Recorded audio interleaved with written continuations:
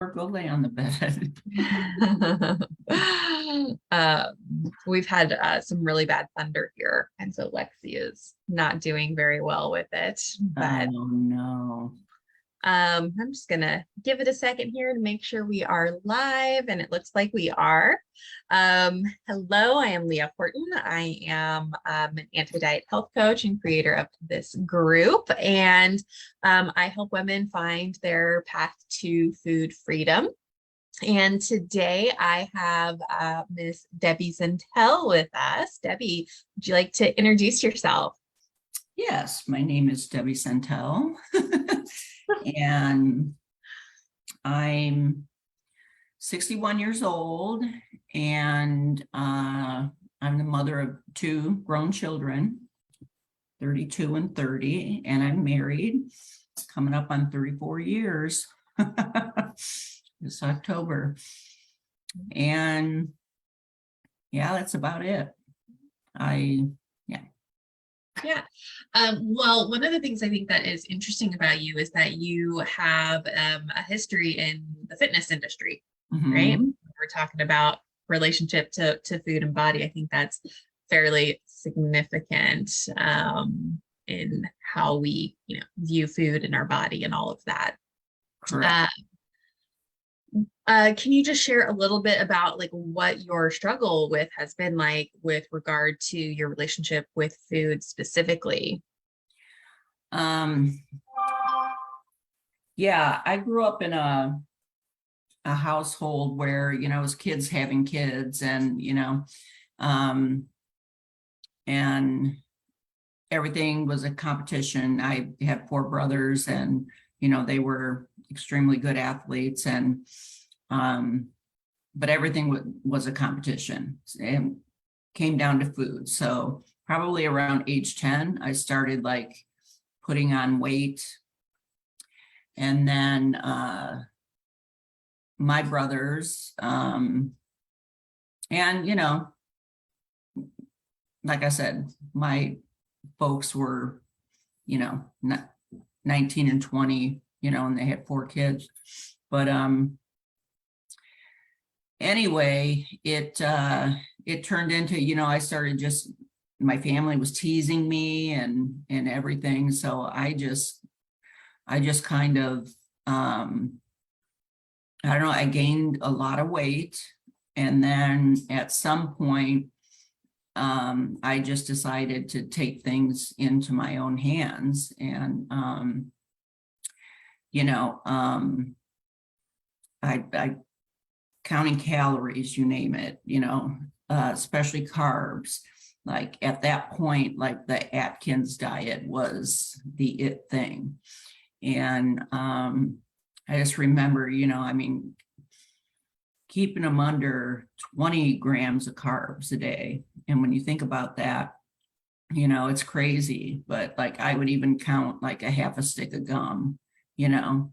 So I mean, it just forget about ketchup on anything. And so um I would say that yeah, between the calorie counting and just logging everything in, and this was probably when I was like around 15, and I started, really doing that, and just, started dropping the weight. I mean, I never got, acknowledgement from my family, but there would be things from teachers, which would be totally inappropriate these days, but and just others.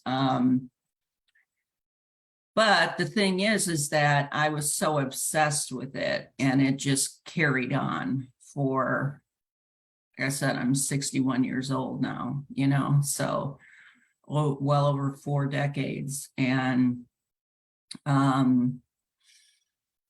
yeah, so then I just really got into exercising, and I developed eating disorders. I would say in my late teens, in my late teens. I never was anorexic or anything like that, but definitely, bulimia, stuff like that. And then just being obsessed with, we'd be at dinner or something, and I'm just like under the table with my fingers, counting how many calories, how many carbs everything had. So basically just not even enjoying, what I was doing. I was so obsessed with that, obsessed with the scale. Would weigh myself every morning. I had to go to the bathroom first. If I had earrings in, they were coming up.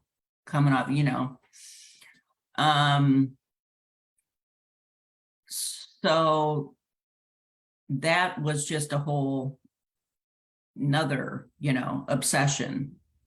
And I would not eat all day. Very seldom had breakfast, and I really still don't have a desire to have breakfast. I kind of, I don't want to say the word force, but, I listen to my hunger signals now and will feed, based on that. But yeah, so it was just, and, so much of this was hidden from, my loved ones and even those that were closest to me. And I mean, up until recently, I was still just obsessed with mostly the carbs, and I remember, let's see, probably like 2003, I moved from, anyway, we were in California, and I started working out with a trainer. And I remember he yelled at me once for, we had to keep a log, accountability journal.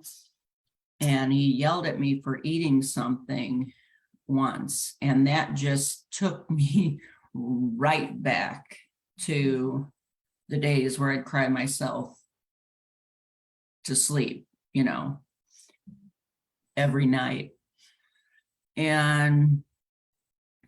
And I wrote him a long letter, and I showed him that, this is what I look like. And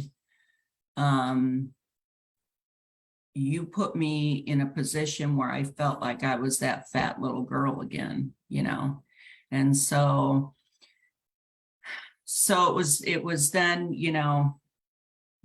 still kind of being obsessed with exercise. And I was a trainer, a group trainer, fitness and Pilates instructor and spin instructor. And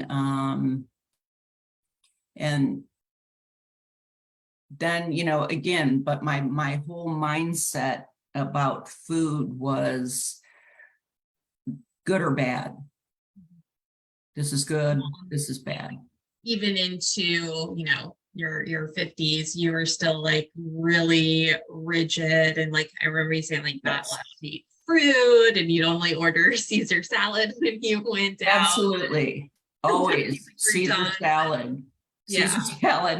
And it's funny because my husband the other day, he's like, "Oh, were you gonna, order the salad?" We met people for lunch, and I said, "Hell no. That steak sandwich is looking pretty good." I actually had a prime dip sandwich yesterday, and it was so good. It was like exactly what I wanted. Yeah. What would you say? What were you hoping to get out of working together? I was hoping to be free of the chains that held me prisoner for, like I said, over 4 decades of my life. And I wanted to have food freedom, because I've missed out on so many things. lunches out with friends because, you know, I didn't want to eat anything, or, you know, I was afraid what was going to be on the menu, and that sort of thing. And just like, yeah, so stuff like that. So it's, you know, or like my friend, oh, let's go get a fish taco. It's like, no, I don't eat that stuff, you know. I remember walking into uh place called Pat and Oscar's, and they're famous for their breadsticks, right? And I was going in there because I was organizing a banquet, and the owner just greets me with this breadstick, and my just immediate reaction was, oh no, I don't eat that stuff, you know. And in hindsight, it's like, accept it graciously. You don't have to eat it, you know, but it's like, so not only, you know, was I obsessed with that, but I probably hurt his feelings, you know, which doesn't make you feel good, you know, but I didn't realize it at the time. Yeah. So you have just completed the Becoming an Intuitive Eater group program. What would you say your biggest takeaways were from that? Oh my gosh, there's so many. I really learned to tune into what my body was requesting of me. Okay. And it made, you know, like I didn't eat fruit. I never ate fruit because of, you know, or I should say very, very seldom, because of the sugar content. And, but it's like, you know, what I was hoping and what I did get out of it is that no foods are off limits, you know, and that to me is like being reborn to my relationship with food now. You know, I don't so what it did exactly what I was hoping it was going to do. And just really being in tune with my body and listening to it. I don't consider myself like I was never like a compulsive eater or emotional eater, or even a bored eater. But I was just always obsessed with what was going to be going into my mouth. And most of the time it was high protein stuff, you know. Well, and like you said earlier, it's just like so mentally consuming, right? Like it takes us out of the present when we're so fixated on the food and being good and bad. And like when you can really truly embody like giving yourself that unconditional permission to eat anything, it just eliminates all the drama. I mean, just as you were speaking about that, like my heart just got like really happy because I do feel this sense of freedom from it all, you know? And it's like, I feel like now I have all this energy that I was focusing so much on that, that it's like there's so many things that I want to do now, you know? And yeah, and it's just like I have a different outlook on, you know, when we do go out to eat, you know. Yeah, and it's just such a freeing feeling, really, because I literally just felt like like chains, there was a ball and I was, stuck, you know. So yeah, I mean, it's just, again, it just changed my whole relationship with food. And I don't, oh no, I can't have that. Or, it's, I don't know, maybe you can relate to this, but like, oh, it's somebody's birthday. And it's like, no, I don't want a piece of cake. But then you find yourself like taking off these 1/8-inch slivers.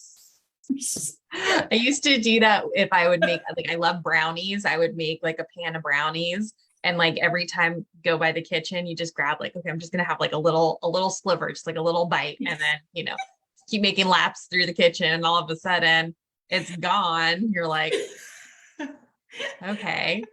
Whereas if you had like just sat down and actually like had the brownie and enjoyed it, you would have been more satisfied. And like the one brownie would have been like enough to be like, okay, that was like really great. And I can move on. Instead of obsessing about the thing that I can't have.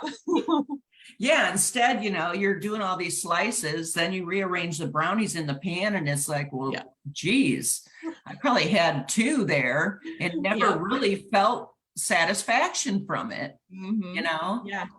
So now it's like, if I order something that I typically wouldn't order on a menu, another good example, and this happened during the course, was my birthday happened and we went out to dinner and the waitress brought this bowl of ice cream. And and I mean, I thought, I didn't say anything to her, but I was like to my husband, oh, I'm not going to have any of that, and then it was, and we were probably about halfway through the course, maybe, and then I'm like, you know what, honey, I am going to have some of this and we're going to share it, because I know that I could not have eaten the whole bowl, I would have felt sick, so we shared it to the last bite.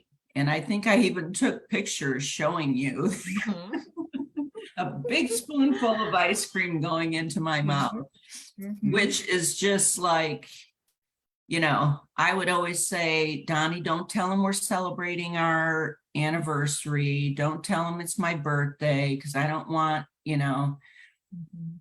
this stuff. And so it's just such a freeing. I mean, looking back, it's like the fact that I allowed my brain to consume all of that negativity and just worry and anguish. It's like, it seems like it's crazy to me now. So it's just different. My relationship with food is different. And I learned so much from, the whole course, and I remember you saying kind of in the beginning that the pendulum can go the total other way. But then as you get more into the course, you learn the tools of how to, again, I think it's listening to your body and knowing when it's satiated, not to a point of, oh my gosh, now I feel sick, and that's just not a good feeling, Well, and it can even happen like more subtly. I think about with you, I don't think you really had like that big, huge like pendulum swing, but even when we think about like your relationship with fruit and how you hadn't really been eating fruit and now you allowed yourself to start eating fruit, you mentioned that now maybe you're actually having like a little bit of digestive challenges because maybe eating like a little bit too much fruit, right? And your body's like, oh, okay, like we're what is this foreign yeah, material? yeah. And it's like what's cool about that is that you're in communication with your body and you can be like, okay, my body's like telling me that, like, okay, maybe we're like overdoing the fruit a little bit, not from the context of like, oh my God, it's too much sugar and it's bad for me, but of like, oh, this is like maybe a little high and like the fiber and or whatever all at once for my Yeah. stomach to be handling, and it's struggling a little bit. So maybe we'll back off or start experimenting with different kinds of fruits and see how it goes. And really putting on those food anthropologist goggles Yeah. of like, Yeah. cool, what's happening? What's my body telling us? And using that as the metric instead of somebody else's like rules or ideas for our health, Exactly. right? Exactly. Yeah, totally. And the interesting thing too, and again, and this is all about just listening to your body, is that I'll go through cravings of different things. There's times when it's like, oh man, I really, want an apple. And then I may not touch apples for 2 weeks, so I think it's just so important, because I feel now that my body is telling me what it needs. That's what those cravings are. And I think when you start, feeding it, I've never been like a huge fast food person or, you know, deep fried stuff and that sort of thing. But it's just like I will allow myself to have that, but there's a good chance that I'm probably not going to feel good after I eat it. Yeah. I'm curious so we've talked a lot about kind of like that mental energy, that it's freed up for you. I'm curious what other results you kind of got out of the program and maybe like how you feel about your body or energy or anything like that. Yeah. I do feel better. I mean, I think the heat here is really getting to me, and just been a little sluggish, but you know what I also noticed, Leah, is that I wasn't keeping up with my water intake. And maybe skipping electrolytes this day, and it's like, so when you start thinking about that, it's like that could totally be it. I'm getting a headache, I'm getting a migraine. Okay, well, what's missing that was there before, and what's so great about the course is that you you get out of it what you put into it, for sure. And we're there because we want to get better, about this obsession that we have, diet culture. But it's like, the meetings are so great, and just staying in touch because there you have the accountability there, and so it's kind of like, okay, Deb, you know what, you made a promise that you were going to drink X amount of water, and do your electrolytes, and you haven't done that in the past couple of days. And maybe that's why you're feeling sluggish, And then something else that's interesting is I go to the doctor tomorrow, but I was put on a kind of like a mild high blood pressure medicine. And I had never had high blood pressure, growing up or anything, but I've been taking it regularly, and it's like low. I mean, I'm really interested to see like if this whole thing has changed like any of my blood work, or what the doctor will have to say about, my blood pressure. Maybe we can try taking you off this medication and see what happens and stuff. So well, definitely let us know. I will. I'm curious. Well, and I mean, Danielle was in your group and she was able to get off insulin, which is amazing. And I think part of it, it's, we get so focused on, oh, we've got high blood pressure. Like part of it is genetic, right? And it's outside of your control. But this next place that people go is, what am I eating? And what has a bigger impact is actually like your stress levels and like kind of just regulating your nervous system. And when you are obsessed with food and worrying about good and bad and what every bite you're putting in your mouth, that's extremely stressful and taxing on your body.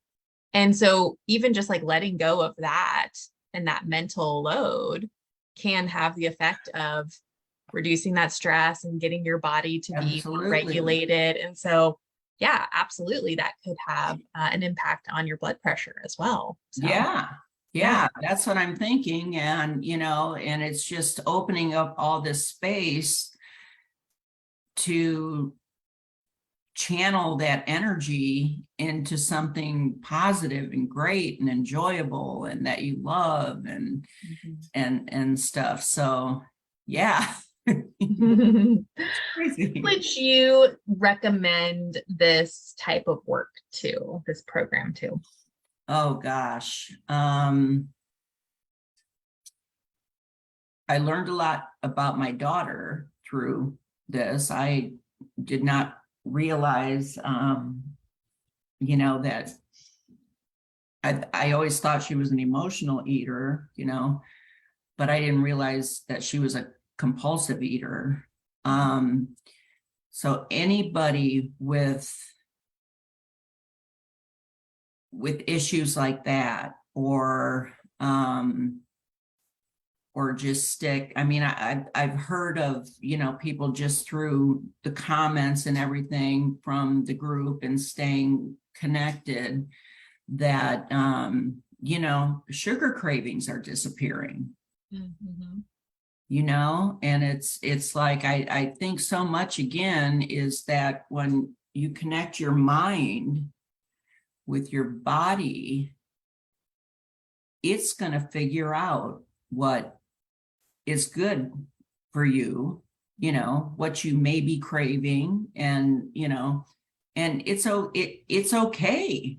You have permission to have something that you typically wouldn't eat, and you may not even eat all of it. You just got that satisfaction out of it, without the guilt or any drama that lingers. Exactly. Because that's just taking up space. It's taking up space, that could be used in a more positive direction. Yeah. So I would say anyone who is obsessed with jumping on the scale. The only time I get on a scale is when I go to the doctor, and then I guess you can actually ask them, I really don't. Yep, you can decline being weighed. Some people, they do want to weigh you based on like medications or if you're having a surgical procedure or anything like that. And so you can ask them to not share it with you. You can turn around, you can close your eyes, you can do whatever you got to do to kind of protect yourself from that number if that number is something that is triggering. Yeah. And it's all subjective to, your whole body structure, your muscle mass, it's interesting because I was at my foot doctor the other day, and they have they have the nerve to have the body index chart, Mm, you know, mhm. the BMI up on the wall. And it's like, okay, I'm normal. My husband is obese.